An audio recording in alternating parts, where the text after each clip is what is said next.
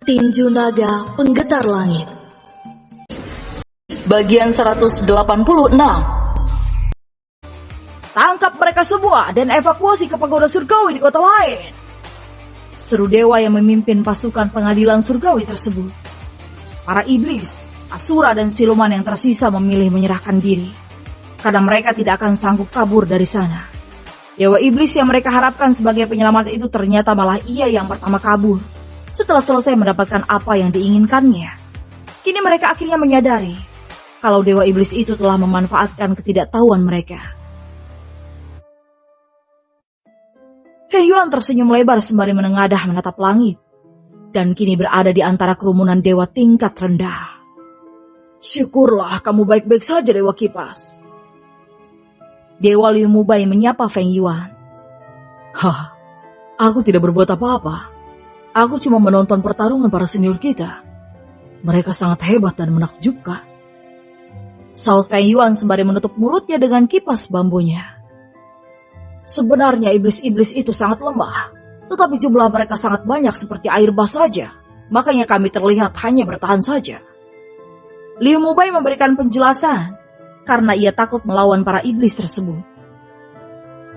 Tidak ada yang mencurigai Feng Yuan karena ia telah menekan kultivasinya sehingga terlihat seperti dewa tingkat rendah. Sementara siluman ular putih bersembunyi di lengan baju Feng Yuan dengan merubah ukuran menjadi kecil. Dan Feng Yuan membalut tubuhnya dengan energi spiritual miliknya, sehingga tak ada yang menyadari kalau ada siluman yang bersembunyi di lengan bajunya. Siluman ular putih terus menggerutu di dalam hatinya.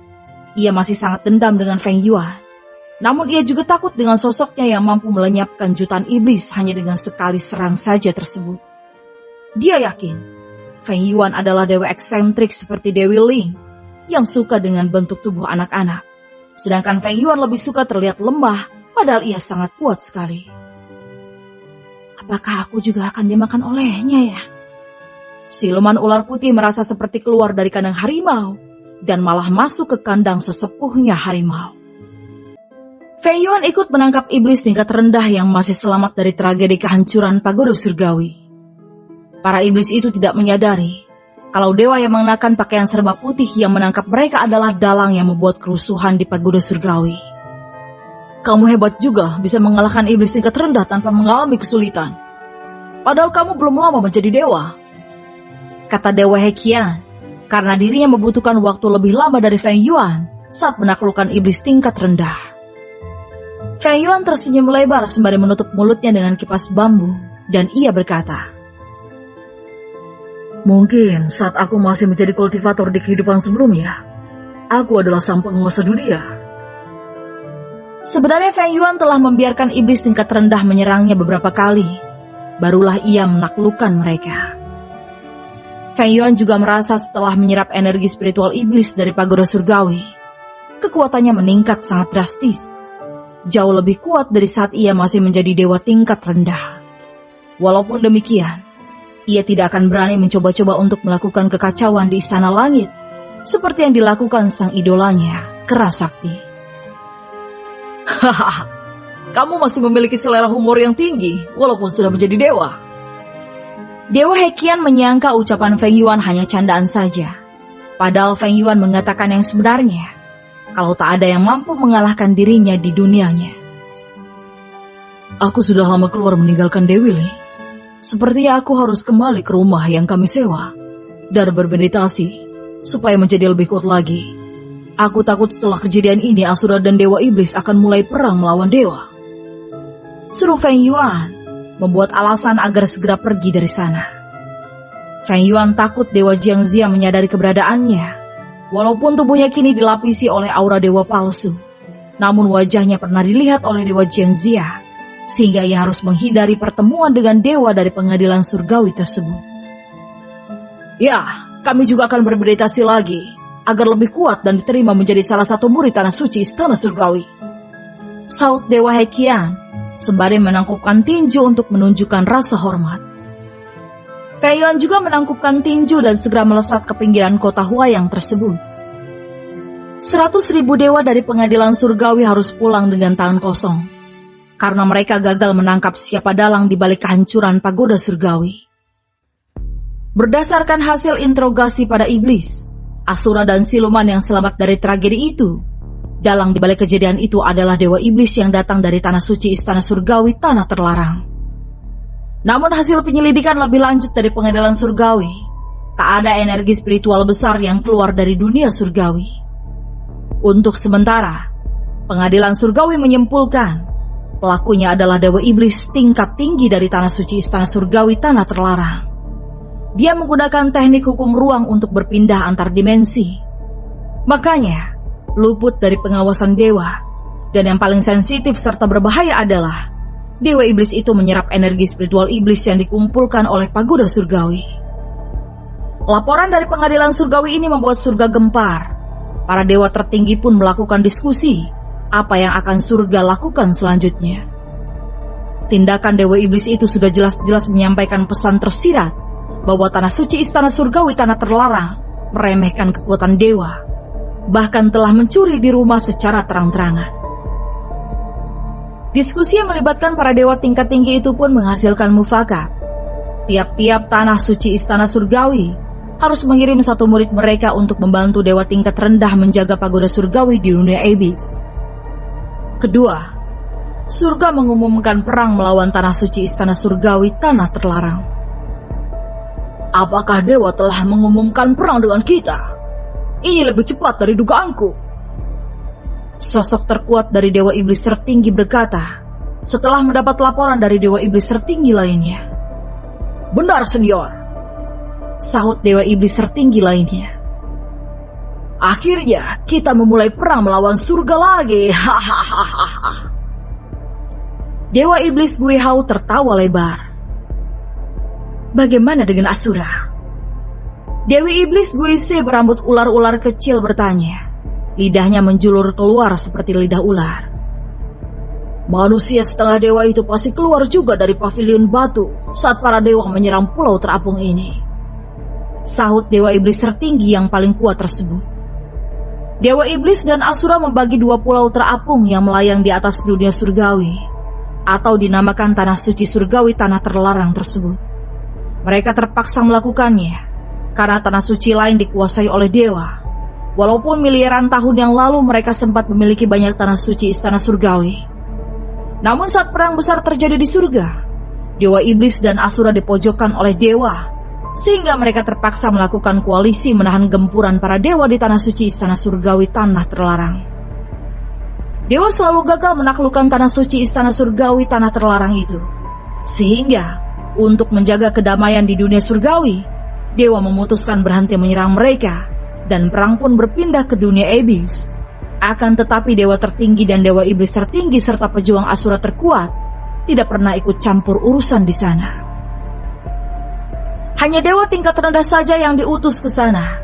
Makanya dunia iblis tidak pernah damai, karena dunia terbesar di alam semesta itu seperti ajang latihan untuk junior dari ketiga entitas terkuat saja.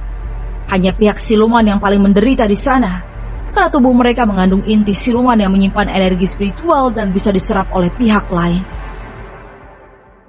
Izinkan aku turun ke dunia iblis, dewa iblis.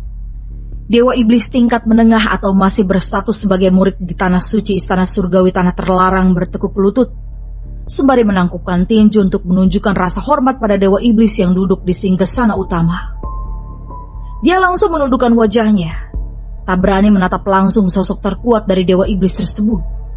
Dia memberanikan diri mengajukan permintaan ini karena ingin menyerap energi spiritual dari makhluk lain agar kekuatannya meningkat.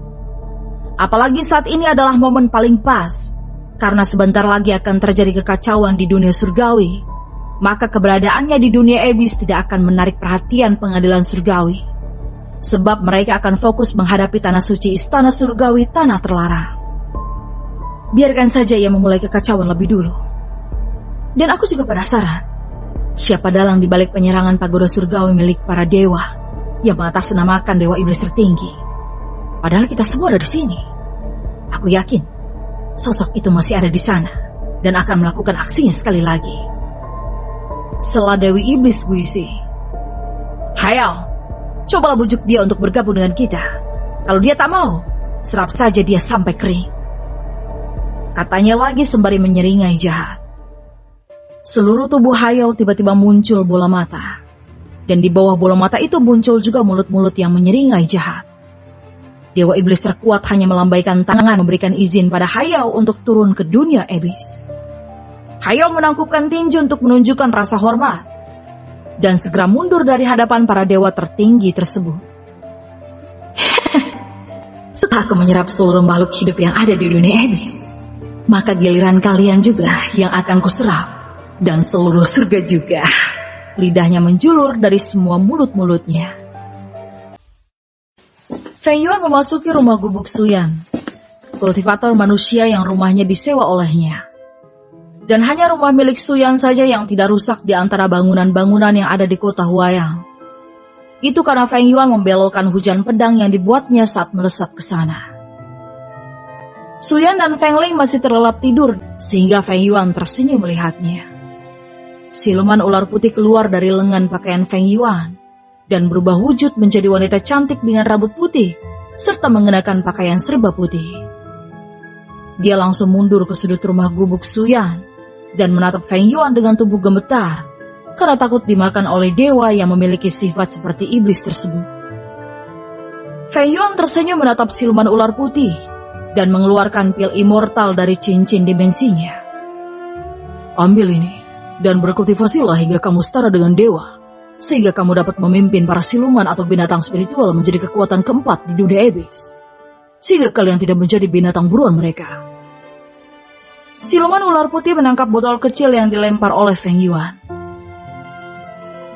Aku baik sih, sahutnya sembari membuka tutup botol kecil itu, dan ia langsung tercengang karena pil itu mengandung energi spiritual yang sangat besar.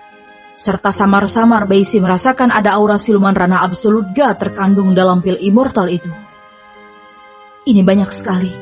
Apa tidak apa-apa aku memiliki semuanya? Baisi bertanya dengan gugup, karena ada 10 pil immortal di sana. Anggap saja untuk menebus kesalahan masa laluku. Saut Feng Yuan sembari melirik Suyan yang ternyata sudah sadar kembali dan berpura-pura tidur. Jadi kemana kamu akan pergi setelah ini? Karena tak mungkin Feng Yuan membawanya bersama dirinya, sebab para dewa pasti akan menyadari keberadaannya, kecuali ia terus bersembunyi di dalam pakaian Feng Yuan. Namun itu sangat memalukan sekali. Kalau tidak karena merasa bersalah karena telah membunuh saudaranya, Feng Yuan tidak akan mau melakukan hal seperti itu. Kecuali itu untuk istrinya, mungkin akan lain ceritanya. Aku akan menuju wilayah timur Ebis. Di sana ada sekelompok siluman naga dan Phoenix yang merangkul semua jenis siluman untuk bersatu melawan ketiga entitas yang memburu siluman. Oh, akhirnya kalian bersatu juga. Baguslah. Untuk sementara kalian pasti aman karena sebentar lagi ketiga entitas terkuat ini akan saling menyerah. Aku sarankan, katakan pada siluman naga dan Phoenix itu untuk tidak membuat masalah dengan ketiga entitas ini. Kalau kalian ingin bersekutu dengan salah satu di antara mereka, maka lebih baik bersekutu dengan dewa saja, karena kekuatan mereka lebih besar dari yang kalian bayangkan. Dan juga mereka memiliki sikap keadilan, sehingga tidak akan menuntut syarat yang merugikan siluman. Sahut Feng Yuan. Baisi mengangguk pelan, dan menelan satu pil immortal. Dia segera duduk bersila untuk menyerap esensi yang terkandung dalam pil itu. Suyan terkejut melihatnya, karena kekuatan siluman ular putih itu meningkat drastis. Padahal pil yang ia serap bukan pil surgawi yang biasa digunakan oleh para dewa. Suyan curiga, Feng Yuan sebenarnya adalah alkemis. Makanya ia membuat pil buatannya sendiri, bukan membeli pil surgawi seperti yang dilakukan oleh dewa tingkat rendah lainnya. Suyan langsung terbangun dan segera duduk di sebelah Feng Yuan dengan memasang ekspresi wajah memelas. Feng Yuan mengerutkan keningnya, karena ia sudah menebak apa yang diinginkan oleh kultivator wanita cantik ini. Apakah kamu benar-benar ingin ke surga? Kenapa tidak kembali ke duniamu saja? Karena menjadi dewa itu hanya untuk mencapai keabadian saja. Dan tak ada yang spesial tentang itu. Karena sifat burukmu telah dibuang, dan hanya sifat baik saja yang ditinggalkan. Justru lebih enak menjadi manusia. Kamu bebas melakukan apa saja.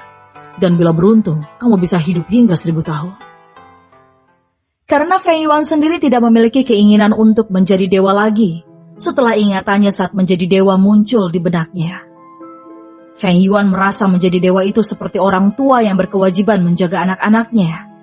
Karena dewa berkultivasi di ranah keabadian untuk menjaga keseimbangan alam semesta agar tidak dirusak oleh dewa iblis. Kalau tidak ada dewa iblis di alam semesta, maka para dewa itu hanya bermeditasi saja sepanjang waktu dan tidak melakukan apa-apa lagi. Hal itu tentu saja sangat membosankan bila para dewa itu memiliki sifat seperti manusia. Suyan tetap menatap Feng Yuan dengan tatapan memelas, sehingga Feng Yuan menghela nafas dalam-dalam. Kamu sudah pernah menelan pil surgawi, tetapi kamu belum juga mendapatkan pencerahan dan menerobos kerana tidak diketahui. Mungkin kamu kekurangan tekad saja. Baiklah, aku akan membantumu, kata Feng Yuan. Betulkah? Terima kasih Dewa Kipas. Suyan langsung bersujud dan membenturkan keningnya 3 kali ke lantai. Dia sangat gembira sekali setelah terlunta-lunta di dunia iblis dan menjalani kehidupan layaknya pengemis. Dirinya akhirnya akan naik ke surga. Jangan terlalu sedang dulu. Ini belum menjamin kamu akan menerobos kerana tidak diketahui. Dan ini bergantung tekadmu. Apakah benar-benar ingin menjadi dewa atau tidak? Sahut Feng Yuan. Duduklah bersila dan pejamkan matamu, katanya lagi sembari menempelkan telapak tangannya pada punggung Suyan. Energi spiritual yang sangat besar mengalir dari telapak tangan Feng Yuan menuju titik-titik meridian yang ada di punggung Suyan. Kemudian energi spiritual itu melesat menuju dantiannya. Feng Yuan sebenarnya tidak memiliki teknik pamungkas untuk membantu Suyan. Karena menyerap pil surgawi saja Suyan masih tidak dapat menerobos kerana tidak diketahui. Apalagi hanya menelan pil buatannya atau menyerap inti siluman. Yang dilakukan Feng Yuan saat ini hanya membanjiri dantian Suyan dengan energi spiritual. Feng Yuan berharap dengan ini hukum Dao surgawi akan menariknya ke surga. Feng Yuan melakukan hal itu karena Dewa Ji melarang Feng Ling berkultivasi agar tidak terdeteksi hukum Dao surgawi. Dan Feng Yuan berasumsi bila energi spiritual Suyan kelebihan kapasitas, mungkin itu akan menarik perhatian hukum Dao surgawi. Dengan kata lain, Suyan saat ini menjadi alat uji coba Feng Yuan. Ini, Suyan terkejut. Energi spiritual yang sangat besar membanjiri dantiannya. Kalau terus begini tubuhku akan meledak. Apa yang sedang dilakukan Dewa Kipas? Suyan panik. Dia mencoba berhenti bermeditasi, tetapi Feng Yuan mengambil kendali atas dirinya sendiri. Energi spiritual terus-menerus masuk dengan deras ke dantiannya. Suyan memuntahkan seteguk darah. Tubuhnya terasa sakit dan panas. Dia tidak yakin mampu bertahan lebih lama. Sial, aku akan mati. Kenapa aku mempercayai dewa sialan ini? Gerutunya. Petir dari hukum Dao surgawi menyambar rumah gubuk Suyan, sehingga Feng Li yang sedang tertidur langsung melompat sembari memasang kuda-kuda bela diri. Pedang matahari dan pedang bulan muncul di kedua tangannya. Selendang Dewi Bulan meliuk-liuk seperti ular. Ternyata pemilik rumah ini sedang melakukan terobosan kultivasi. Gemam Feng Ling bernafas lega. Kenapa ada gadis cantik lain di sini? Feng Ling langsung cemberut. Karena ayahnya lagi-lagi akan luluh bila ada wanita cantik yang ingin meminta bantuannya.